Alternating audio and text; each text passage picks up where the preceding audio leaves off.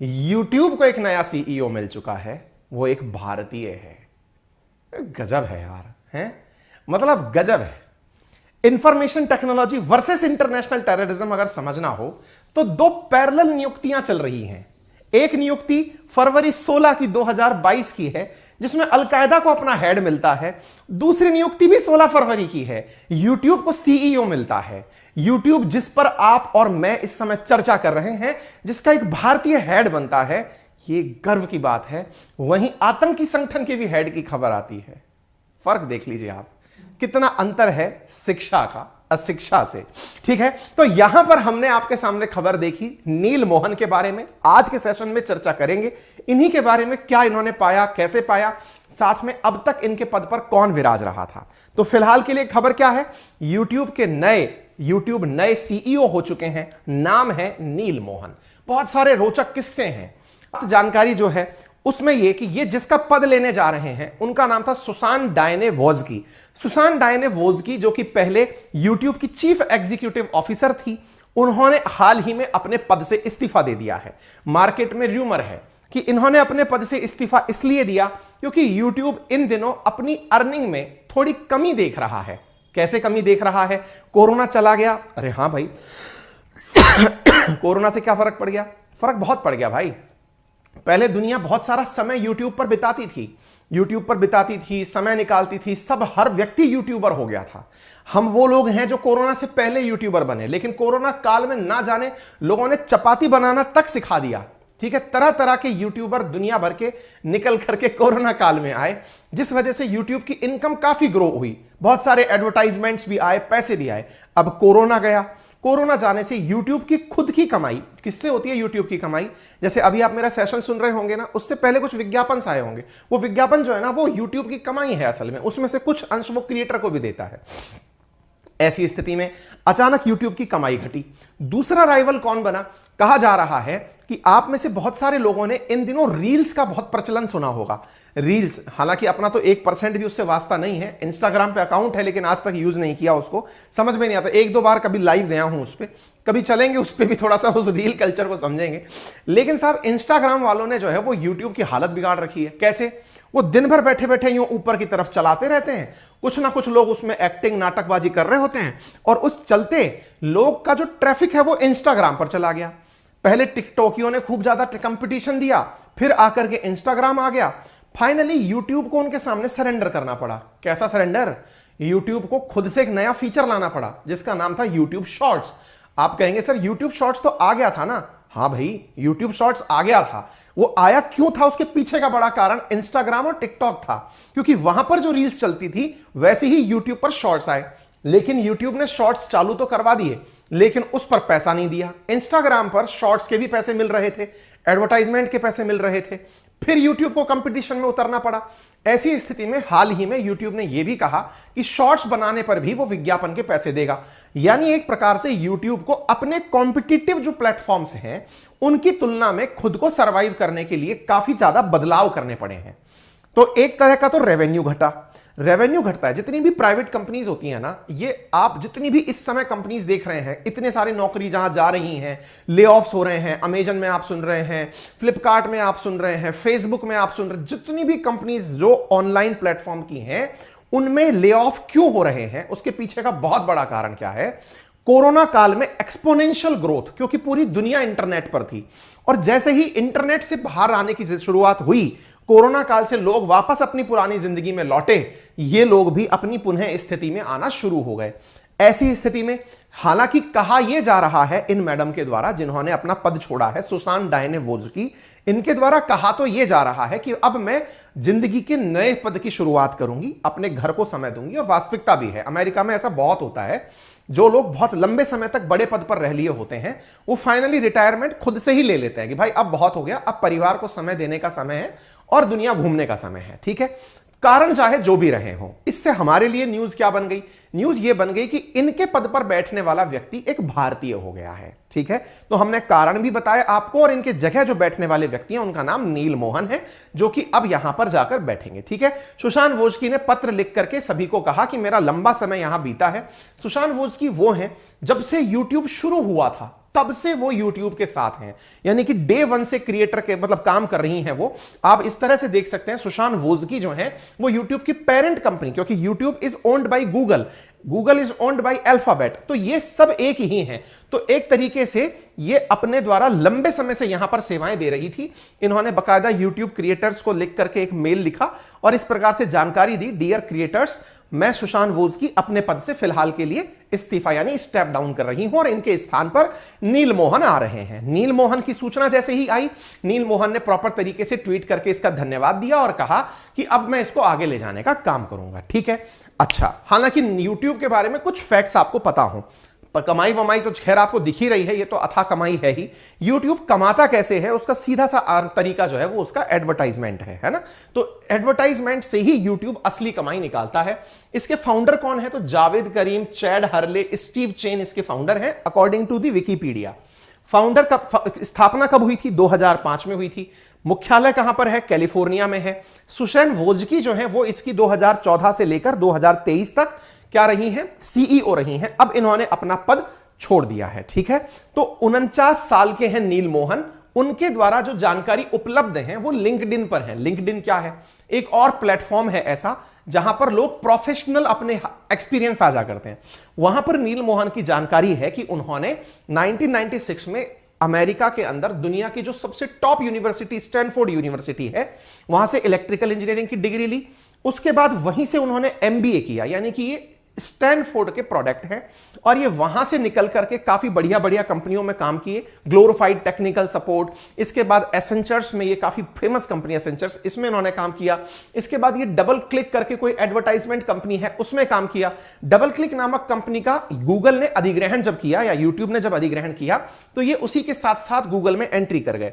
हालांकि इन्होंने बीच में अपने पद को छोड़ने का भी कहा कि साहब मैं इसको छोड़ करके अपना अलग काम करना चाहता हूं। अलग काम क्या था, इन्हें असल में नील मोहन को ट्विटर की तरफ से ऑफर आ गया था नौकरी ज्वाइन करने का कि आप यूट्यूब छोड़ करके हमारे साथ जुड़ जाइए। वही ट्विटर जिस पर कि पराग जो थे ना, वो अपने इंडिया वाले जो थे वो सीईओ थे। इन्हें असल में सीईओ बनने का ऑफर आया। यूट्यूब को जब पता चला कि ये नील मोहन ट्विटर पर जा सकते हैं तो यूट्यूब ने इन्हें रोकने के लिए जो राशि दी वो बहुत बड़ा, मतलब एक तरह का मिसाल बन गया। $100 मिलियन इनको रोकने का बोनस दिया गया कि आपको यहीं रुकना चाहिए। और इन्हें ऐसा करके यूट्यूब ने अपने पास रखते हुए सीनियर वाइस प्रेसिडेंट का पद ऑफर किया और इस तरह से इन्होंने $100 मिलियन देकर के इन्हें ट्विटर में जाने से रोका था। यानी एक कंपनी से दूसरी कंपनी में जाने से रोकने के लिए बड़ा अमाउंट इनको दिया गया था। उस समय की अगर बात करें तो 544 करोड़ रुपए उस समय पर इनको केवल बोनस दिया गया था कि आप YouTube छोड़कर ट्विटर मत जाइए। फिलहाल अब ये पूरी तरह से YouTube पर ही हैं और अब यहां से आगे ये इस जिम्मेदारी को निभाएंगे। अब इतनी सारी जानकारी आपको पता हो चुकी है, प्राउड करेंगे आपकी इंडियंस ने कहां कहां परचम लहराया है। ऐसी स्थिति में टॉप फॉर्च्यून 500 कंपनीज की अगर हम बात करें, फॉर्च्यून 500 यानी दुनिया की जो टॉप 500 कंपनीज हैं उनमें 12% कंपनीज ऐसी हैं जिनके अंदर भारतीय मूल के सीईओ हैं, यानी इंडियन ओरिजिन के लोग चीफ एग्जीक्यूटिव ऑफिसर, यानी कि उनके सारे डिसीजन लेने वाले व्यक्ति हैं। उदाहरण के लिए सुंदर पिचई ओवरऑल गूगल के सीईओ हैं। अब सोचिए यूट्यूब के सीईओ भी इंडियन ही हो गए। इसके साथ साथ शांतनु नारायण अडोबी के, ऐसे ही आप यहां पर Satya Nadella Microsoft, Leena Nair Chanel, Arvind Krishna IBM, Sanjay Mehrotra Microsoft, George Kurian NetApp, Jayshree Ullal Arista network, Ajay Pal Singh Banga Mastercard. इस तरह से भारतीय मूल के जो लोग हैं वो अपने द्वारा टॉप सीईओ के पद संभाल रहे हैं। भारतीयों ने और कहां कहां परचम लहराया तो उसके बारे में भी जानकारी रख लीजिए। फिलहाल दुनिया के 3 बड़े देशों के अंदर भारतीय मूल के लोग प्रधानमंत्री हैं। अमेरिका में भारतीय मूल का नागरिक जो है वो इस समय उपराष्ट्रपति है। आपको याद होना चाहिए 3 बड़े देश में ब्रिटेन, पुर्तगाल और आयरलैंड है। ब्रिटेन में ऋषि सुनक हैं, आयरलैंड में लियो वराडकर हैं, पुर्तगाल में एंटोनिया कोस्टा हैं। ये भारतीय मूल के लोग हैं जो वहां पर इतने बड़े प्रमुख पदों पर बैठे हुए हैं। इसके साथ साथ अमेरिका की उपराष्ट्रपति कमला हैरिस भी इंडियन डायस्पोरा से हैं, यानी कि ये इंडियन ओरिजिन है, फिर वहां जाकर वहां की नागरिकता ले लिए हैं। इतना ही नहीं, अगर हम भारतीयों की बात करने लगें तो आप देखिए गुआना के राष्ट्रपति मोहम्मद इरफान अली, सूरीनाम के राष्ट्रपति चंद्रिका प्रसाद संतोखी भी भारतीय मूल के हैं। लगभग 30 देश ऐसे हैं जिनमें 285 से ज्यादा सांसद भारतीय मूल के हैं। अजी हम ऐसे ही थोड़ी कहते हैं कि दुनिया का हर 5वां व्यक्ति इंडियन है, तो ऐसी स्थिति में दुनिया भर में सांसद भी 285 जो दिख रहे हैं ये कम है। निश्चित रूप से इनका प्रभाव धीरे धीरे और बढ़ेगा जैसे जैसे भारतीयों की संख्या दुनिया में बढ़ेगी। फिलहाल दुनिया में भारतीयों की संख्या कैसी है, आइए मैं एक फिगर बताता हूं। दुनिया के टॉप 10 देश जहां इंडियंस सबसे ज्यादा रहते हैं उनमें सबसे पहला देश है अमेरिका, जहां 44,60,000 लोग निवास करते हैं। इतना ही नहीं, इसके बाद यूएई जहां 34,25,000, इकाई ढाई सैकड़ा हजार 10,000 लाख 10 लाख 34,25,000 लोग निवास करते हैं। तीसरा देश मलेशिया, फिर सऊदी अरब, फिर म्यांमार, फिर ब्रिटेन, फिर Canada, Sri Lanka, south Africa, Kuwait. ये वो सारे देश हैं जहां पर इंडियन डायस्पोरा रहता है। अब आप सोचकर देखिए, वो अमेरिका जिसकी खुद की पॉपुलेशन 35 से 40 करोड़ के बीच में है, वहां पर 44 लाख इंडियन हैं, 1% की आबादी, और उसके द्वारा टैक्सेशन में भागीदारी 6%। बताएंगे कितना जबरदस्त भारतीयों के द्वारा रोल प्ले किया जाता है। इंडियन अमेरिकन नेम्ड नेजल, अभी रिसेंटली और कहां हुआ है, तो जो नासा है ना उसके चीफ टेक्नोलॉजिस्ट बनाए गए हैं, उनका नाम है एसी चैरियन। कब बनाए गए थे, जनवरी 2023 को। वो भी इंडियन ओरिजिन के ही थे। इंडियन अमेरिकन की अगर हम बात करें तो ये यूएस की पॉपुलेशन का मात्र 1% है, लेकिन जब यूएस में टैक्स पे करने वाले लोगों की बात आती है तो 6% जो यूएस का टैक्स कलेक्शन है वो इंडियंस करते हैं। दैट मींस पूरे यूएस का 6%। इतना समझिए इस तरह से कि इंडियंस वहां पर इतने अच्छे पदों पर बैठे हुए हैं। अब आप पूछेंगे इंडिया के अलावा और कौन से देश के लोग हैं जो यूएस में सबसे ज्यादा हैं। नंबर 1 पर आता है मैक्सिको। मैक्सिको के सबसे ज्यादा लोग यूएस में हैं। सेकंड नंबर पर इंडिया के हैं। थर्ड नंबर पर फिर चाइना और फिलीपींस के लोग यूएस में रह रहे हैं। ठीक है, इतना ही नहीं, यूएस के अंदर अगर हम इमिग्रेशन की बात करें, यूएस की कुल आबादी 33-34 के आसपास बता रहा था ना मैं, वहां है। इंडिया के जो लोग अमेरिका में हैं उनमें से लगभग 28% वहां पर साइंटिस्ट और इंजीनियर हैं। एक प्रकार से ये भारत से हुए ब्रेन ड्रेन की निशानी है, यानी पढ़े लिखे भारत से थे, जॉब करने अमेरिका पहुंच गए, क्योंकि भारत में जॉब अपॉर्चुनिटीज उनको अपने अकॉर्डिंग नहीं लगी।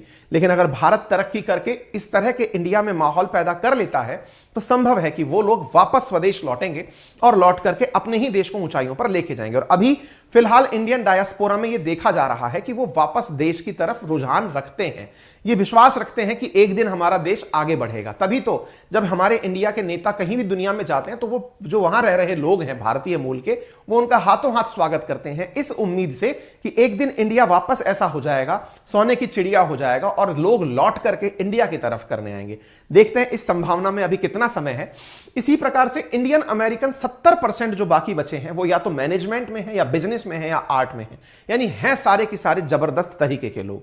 आप इससे अंदाजा लगाइए, इंडियन अमेरिकन जो यहां पर रह रहे हैं अमेरिका के अंदर, वो वहां की एक उभरती हुई पॉलिटिकल फोर्स भी है। चंदे की अगर बात की जाए तो $3 मिलियन तो इंडियंस ने चंदा दे दिया पॉलिटिकल पार्टीज को जब अमेरिका के अंदर राष्ट्रपति के चुनाव होते हैं। आप इससे अंदाजा लगाइए कि इंडिया के द्वारा जो टेक्नोलॉजी फर्म है, जैसे टीसीएस है, इन्फो है, टेक महिंद्रा है, इनके द्वारा जो काम कराया जाता है, विप्रो है, ये जब वहां काम करती हैं तो अमेरिकी अर्थव्यवस्था में $200 बिलियन का कंट्रीब्यूशन करती हैं। इंडिया अमेरिका से जो टोटल एक्सपोर्ट करता है ना सामान वस्तु का, उससे ज्यादा तो इंडिया की कंपनीज अमेरिका के अंदर कंट्रीब्यूट करती हैं।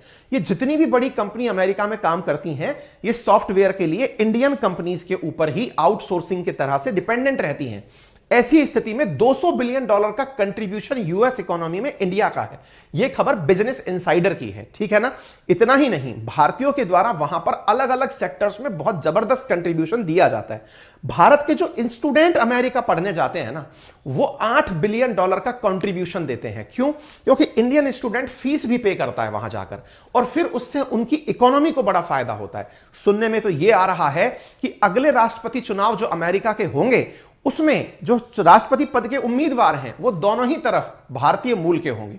एक तरफ से कमला हैरिस तो डोनाल्ड ट्रंप की पार्टी से निक्की हेली, इनका नाम निकल कर आ रहा है। संभव है दो भारतीय मूल के लोगों के बीच, रिपब्लिकन्स और डेमोक्रेट्स के बीच में जब चुनाव होगा तो अमेरिकन को किसी एक भारतीय को चुनना पड़ेगा, ऐसी खबर इंडियन एक्सप्रेस में छपी है। आने वाले समय पर देखेंगे कि ट्रंप अपनी दावेदारी करते हैं कि नहीं, बाइडेन करते हैं कि नहीं, लेकिन संभावनाएं निक्की हेली के बारे में भी आ रही हैं। कहा जा रहा है कि संभव है कि ये रिपब्लिकन्स की तरफ से, डोनाल्ड ट्रंप की पार्टी की तरफ से राष्ट्रपति पद की उम्मीदवार हो सकती हैं। तो यह बहुत बड़ी बात है। अगर ऐसा होता है तो भारतीय मूल का व्यक्ति अमेरिका में राष्ट्रपति बनेगा। उम्मीद है आपको यह खबर बहुत ही शानदार लगी होगी, जबरदस्त लगी होगी। तो ऐसी स्थिति में इस खबर को अपने सभी साथियों से जरूर साझा करें। और जरूरी जानकारी में सबसे जरूरी जानकारी, अब हमारा आरएनए बाई अंकित अवस्थी के नाम से एप्लीकेशन भी आ चुका है। इस एप्लीकेशन पर मैं आप लोगों को वीकली करंट अफेयर्स फ्री में उपलब्ध कराने वाला हूं कि हमने लंबे समय तक ये क्लासेस 2.0 पर ली हैं। अब चूंकि वहां क्लासेस नहीं होंगी तो आप अपने उन सभी साथियों को जो इधर उधर हमें ढूंढ रहे हैं इस चैनल के बारे में जानकारी दें। इसलिए बेहतर है कि आप ज्यादा से ज्यादा इसे शेयर करें। Thank you so much.